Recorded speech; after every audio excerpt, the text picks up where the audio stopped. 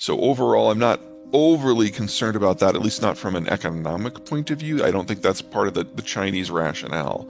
Also, all the designs that are implemented in Taiwan are either done in the United States or done in Japan. So you'd have to assume that the Americans and the Japanese would then become complicit in the invasion. I think that's a bit of a reach.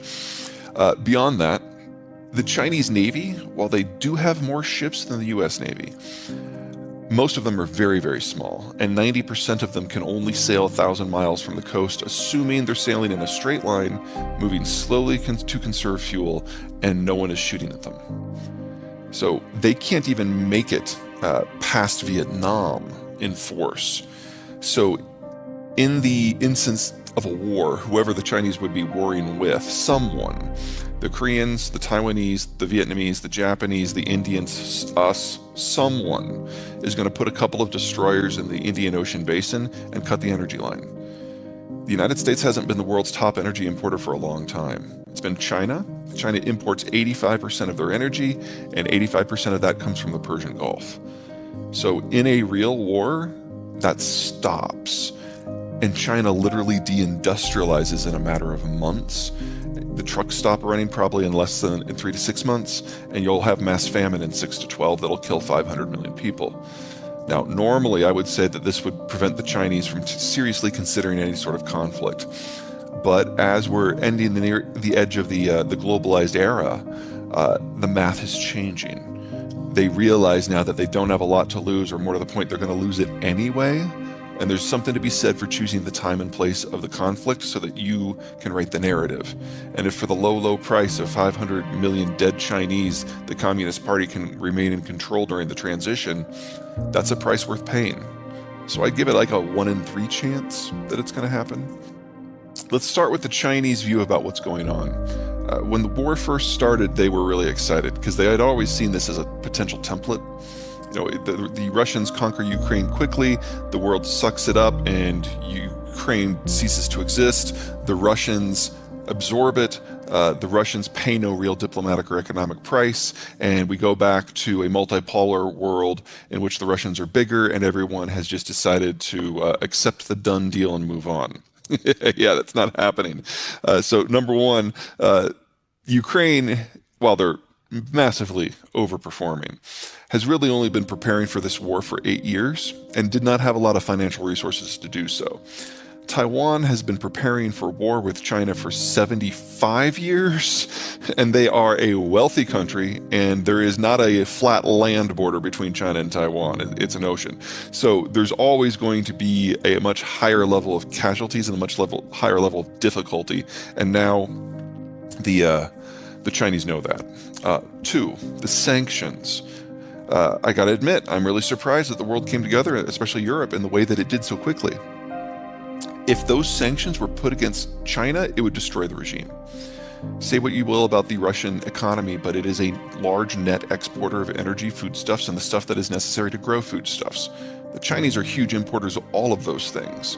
So the same exact sanctions put against China would destroy the place in less than a couple of months. But I think the one issue that has terrified the Chinese the most is that the boycotts. Everybody's left Russia, and that is the development model for China. They need that for the market access. They need that for the technological transfer. If they didn't have foreign corporations operating, they'd be dead. And the most horrifying part is that consumers, individual people, have been able to pressure companies to leave Russia. The Chinese don't even admit that that's a force in the world, individuals. So everything that they thought they knew, everything that they thought was a base assumption that was fine, has been ripped apart in the last 6 weeks. And they now have to start from scratch. And they can't. Because Xi has established a cult of personality that is so airtight that there's no one left in China with intellectual capacity that he hasn't exiled or imprisoned or intimidated into silence or flat out killed. He's the only one who can make decisions on anything anymore. And now he has to start from scratch while also ruling a country of 1.4 billion people. It's beyond him. And so we are seeing cascading, compounding failures throughout the Chinese system right now. probably the best example going on right now is the COVID lockdowns. The Chinese vaccine doesn't work. It barely worked against the original strain out of Wuhan. It was like 55% effective at preventing death, but it did nothing for severe disease. It did nothing for infection. Well, we're 4 variants down now with Omicron B, and the Chinese vaccine is useless against it. So their only possible tool is a full lockdown. But this thing is more communicable than measles. So right now we've got 65 cities in lockdown, the biggest of which is Shanghai, and Guangzhou is probably going to go into lockdown this coming week. And so the Chinese are no longer even reliable partners in supply chain manufacturing because they can't fight the virus effectively. So we're seeing China removing itself by bit or chunk by chunk from the entirety of everything that we've always associated with China, most notably in manufacturing. So one of the fun things with some of my clients right now is, I've been telling people for years that in some way this relationship was going to end. It could be because of trade or because of security or because of ethics or because of the genocide or because of jobs or because of populism. Any of these factors could completely torpedo the relationship. So you need to start planning for what is going to be your next scheme for supply. And a lot of them who have chosen not to do anything are now calling me. They're like, what do we do? I'm like, well, 3 years ago, here's what you should have done, if you remember. But there's limited labor in the United States and Mexico because of that demographic transition. And so the first mover advantage has gone to certain companies, and everyone who's late to the game now has to figure out how to do something completely from scratch with new infrastructure in a new place. You don't do that in 6 months. Right.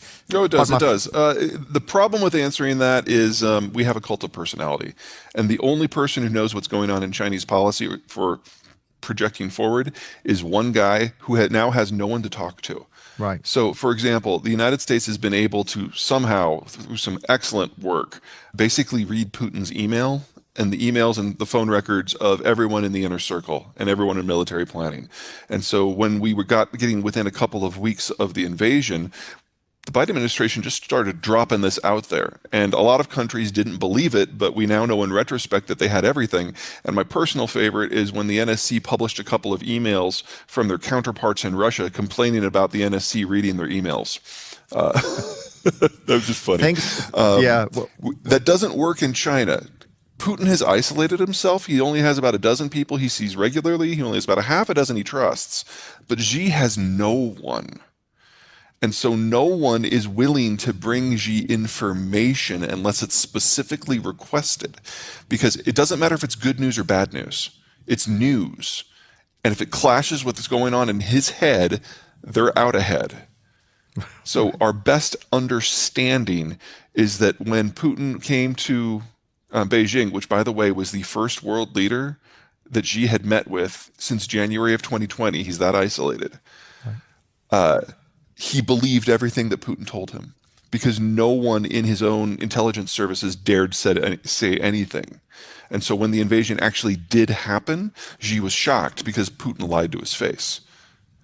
Yeah. And I'm sure there was a bit of a purge within the remaining people who serve Xi, and so he's even more isolated now. Sure. So we just don't know, and more importantly, Xi doesn't know.